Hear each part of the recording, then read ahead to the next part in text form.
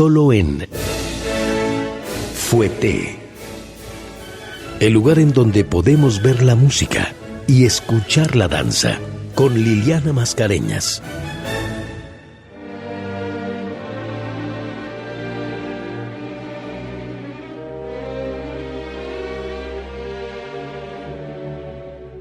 Hola, ¿qué tal? Muy buenas noches, ¿cómo están? Les doy la bienvenida a Foueté, este espacio de Opus 94 en donde cada semana podemos ver la música y escuchar la danza. Soy Liliana Mascareñas y como siempre agradezco el placer de su compañía a lo largo de esta hora en donde nos vamos a llenar de danza. Hoy vamos a recordar a una figura indispensable en la historia de la danza, una persona que desarrolló además una técnica ya muy sólida para la danza clásica, que nos legó importantísimos ballets, y pues les voy a leer un pasaje con el que este personaje a quien celebramos hoy inicia sus memorias publicadas en 1905. Y dice así: el 11 de marzo de 1822, en la ciudad francesa costera de Marsella, nacía del matrimonio de Jean-Antoine Petipa y su esposa Victorine Grassot un hijo, Alphonse Victor Marius Petipa. Ese era su más atento servidor. Bajo las condiciones de la época, podría haber sido considerado un siervo del escenario desde el momento de mi nacimiento. Mi padre era un premier danseur y maestro de ballet, y mi madre gozaba de un reconocimiento considerable como intérprete de papeles principales en tragedias. En ese entonces, el servicio a las artes era transferido de generación en generación y la historia del teatro francés enlista a muchas familias teatrales. Así inician entonces las memorias de Marius Petipa, el padre del ballet clásico, el padre del ballet como nos llegó hasta nuestros días, a quien hoy vamos a recordar en esta emisión. Marius Petipa fue el tercero de 5 hijos: Joseph Lucien, Elisabeth Marianne, Jean-Claude Tonnerre y Amata Victorine Anna. Lucien Petipa, su hermano mayor, fue una importantísima figura también en ballet en Francia y bailó al lado de Vestris y participó en importantes producciones, bailó con Carlotta Grisi en Giselle, por ejemplo. Era el bailarín principal y bueno, pues Petipa creció en este ambiente. Cuando Marius tenía apenas 3 meses de edad, sus padres fueron invitados a Bruselas, en Bélgica, en donde la familia se estableció. Petipa fue a la escuela para recibir la educación tradicional, pero también acudía al conservatorio Fétis, en donde estudió música y aprendió a tocar el violín. A los 7 años, Petipa empezó a bailar estudiando con su padre. Al principio, el pequeño Petipa pues se resistía y a quien no le interesaba mucho, pero convencido por su madre, aceptó que era su deber obedecer y seguir los deseos de su padre. Eventualmente se enamoró de este arte, afortunadamente para todos nosotros, e hizo su primera aparición en escena a los 9 años en el montaje de Jean Petipa sobre la danzomanía de Pierre Gardel. Y ahí pues daría inicio esta vida dedicada a la danza, en donde pues, él se siguió preparando, regresó a Francia y después se fue a España, en donde se cuenta que por un asunto de faldas tuvo que salir huyendo, y es así como su hermano mayor le sugiere que se vaya a Rusia. Y finalmente, haciendo caso a estas recomendaciones, en 1874 llega a Rusia, en donde habría de despuntar su verdadera carrera como el gran coreógrafo de ballets que son indispensables ahora o sin los cuales no podemos entender el desarrollo de la técnica clásica y que han permanecido en el desarrollo de nuestros días. También Petipa llegaba a Rusia en un momento en donde ya se había consolidado más el trabajo en puntas para las mujeres. Esto le ofreció la enorme posibilidad de hacer más cosas, ¿no? De ofrecer al público una técnica pues con elementos más virtuosos, desafiando más las capacidades del cuerpo y que además pues impresionaban a quienes la veían. Y hoy pues para rendir un modesto homenaje desde este espacio a esta gran figura de la danza clásica y a quien tanto le debemos, vamos a escuchar una de sus obras más representativas, que es Don Quijote. Si hay alguna obra que ha tenido un impacto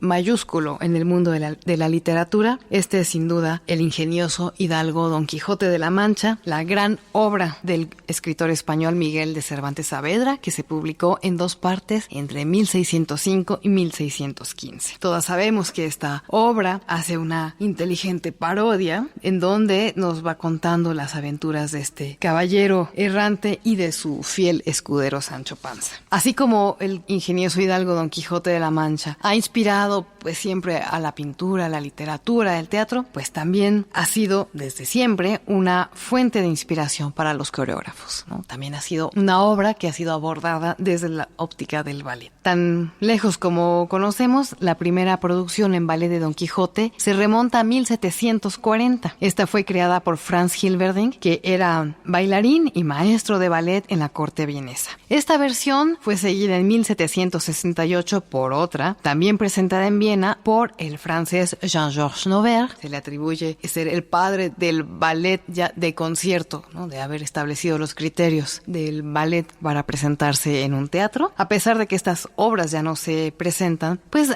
Noverre dejó este legado de simplificar, ¿no?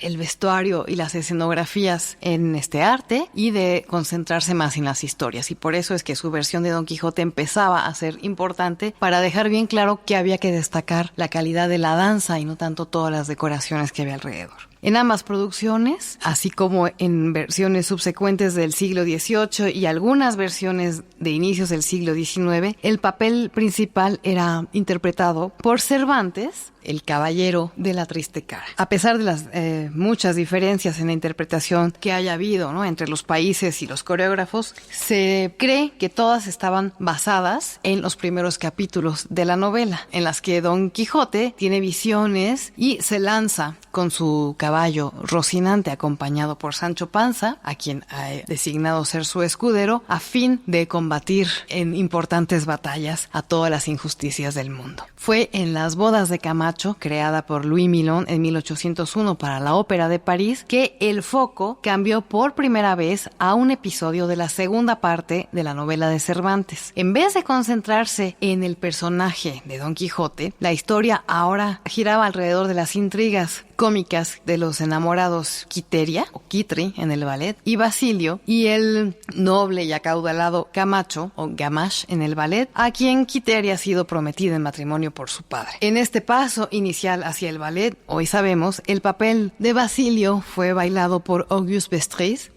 quien en el momento pues era visto como un gran ídolo, no sé, como Nureyev o el Baryshnikov o el Iván Vasiliev, ¿no?, de ahora, y quien modestamente, ¿verdad?, modestamente él se llamaba a sí mismo el dios de la danza. Posteriormente, el libreto de Louis Milon fue usado por otros coreógrafos, incluyendo Auguste Bournonville para una producción creada en Copenhague en 1837 y por Berardo Vestris entre 1844 y 45 para la Scala de Milán. La importancia sobre todo de este libreto, de esta creación de Louis Milon acerca de Don Quijote, es que fue justamente la fuente de inspiración para Marius Petipa, cuya versión de Don Quijote, con música especialmente compuesta por León Minkus, fue creada para el Ballet Bolshoi en Moscú en 1869. Esta versión y su posterior revisión en 1871 son las que sirven actualmente en prácticamente todas las producciones de este ballet. Además de ser pues el gran coreógrafo del siglo XIX, con ballets como La Bella Durmiente, El Lago de los Cisnes, por cierto, todos estos posteriores a Don Quijote, Petipa también pues tenía un don como de olfatear temas que podían ser muy relevantes para el público, que podían llamar la atención del público. Por ejemplo, creó su exitosísimo ballet La hija del faraón, que le dio además la dirección de los teatros imperiales,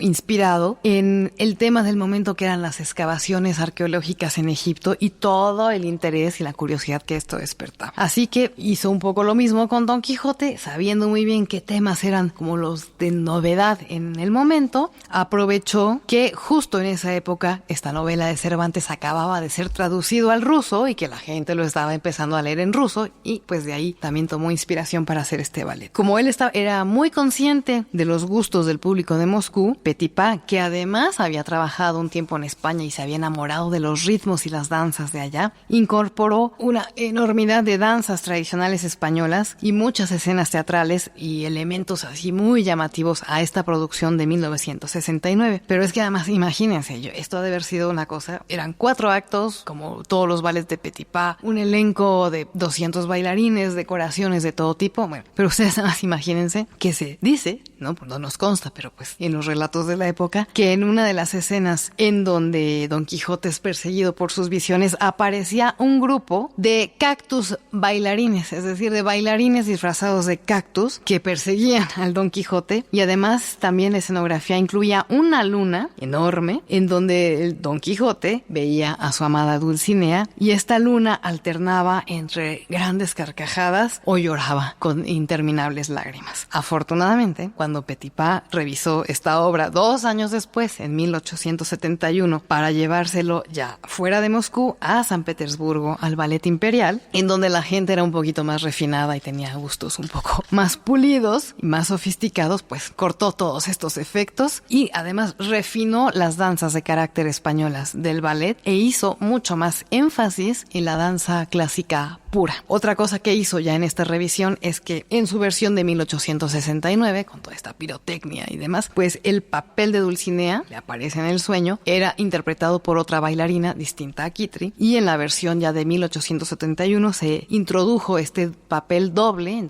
en donde Kitri aparece como Dulcinea en el sueño, interpretado por la misma bailarina. Así, bueno, pues esta producción que se estrenó en 1869 tuvo en su primer elenco en Moscú a Wilhelm Banner como Don Quijote, Vasily Gelster como Sancho Panza, Ana Sobeshanskaya como Kitri, que era esposa de Petipa, Sergei Sokolov como Basilio, Pelagaya Karpakova como Dulcinea y Dmitry Kuznetsov como Gamash. En la producción estrenada en noviembre de 1871 ya en San Petersburgo, Don Quijote estuvo interpretado por Timofey Stukolkin, Kitri Dulcinea era Alexandra Vergina, Basilio era Lev Ivanov, quien después trabajaría con Petipa haciendo pues todo el montaje y coreografía del Lago de los Cisnes, de Cascanueces, y Gamash era Nikolai Goltz. Y vamos a entrar pues ya de lleno a este mundo de Don Quijote, a gozar de la colorida música de Minkus y vamos a apreciar bien los contrastes que la música nos indica. En general, este es un ballet que está salpicado de principio a fin por este espíritu español, no sé, entre fandangos, sevillanas, seguidillas, morenas, en fin, pero también pues tiene sus momentos más sobrios en donde pues a través de un bellísimo adagio, por ejemplo, se deja lucir a la bailarina, en fin, que esta es una música llena de contrastes que además también tiene muchos toques cómicos en la partitura.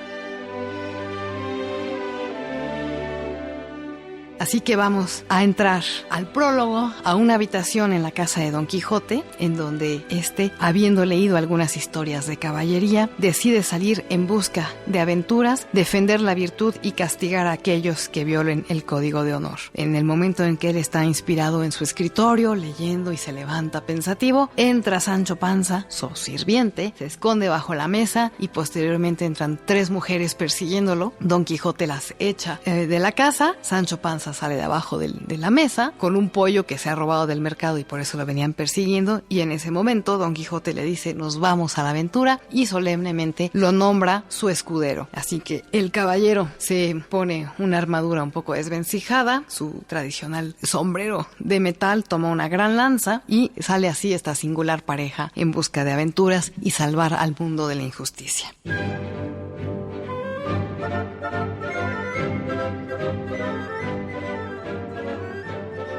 Y de inmediato nos encontramos ya en el primer acto en una plaza en Barcelona. Aquí ya salimos de la seriedad del estudio de Don Quijote y entramos de lleno a esta representación que hiciera Petipa como del corazón de la cultura española, en donde tenemos un telón trasero donde se muestran varias casas pintadas, es como esta escena de un pueblo, dominan los tonos ocre, café, rojizo, se ve todo como muy iluminado, y ya en el escenario, en un costado, están afuera una serie de mesas y de otro lado hay una carreta con cosas que vende productos del mercado. Estas mesas forman parte de la taberna de Lorenzo. Y aquí en la plaza hay una gran algarabía. El vestuario, que es como una lluvia de todas las gamas que van desde el rojo, naranja, amarillo, degradados en estos tonos, combinaciones de las mujeres sobre todo, ¿no? Que parecen pues como una lluvia de flores aquí en medio de la plaza. Tienen pues estas faldas al estilo español con varios solanes. La mayoría del cuerpo de baile, que es muy numeroso en estas danzas, usa zapatos de carácter. Los hombres, hay muchos que tienen unas largas pañoletas amarradas en la cabeza, con camisas blancas y chalecos, y pues aquí sucede pues esta festividad en donde se recrean algunas danzas españolas. Vemos mucho esto manifestado en el uso del torso, en el uso de los brazos y hasta en el gesto, ¿no? En el gesto, en las poses finales, obviamente en el empleo de los pies, y predominan pues los abanicos, las flores en la cabeza, y es como meterse en este mundo amarillo, naranja y rojo. Y en esta multitud pues está el momento que seguramente todos reconocemos muy bien, es la imponente entrada de Kitri, la hija de Lorenzo el tabernero, en donde entra con un gran salto, pues para regocijo de todos los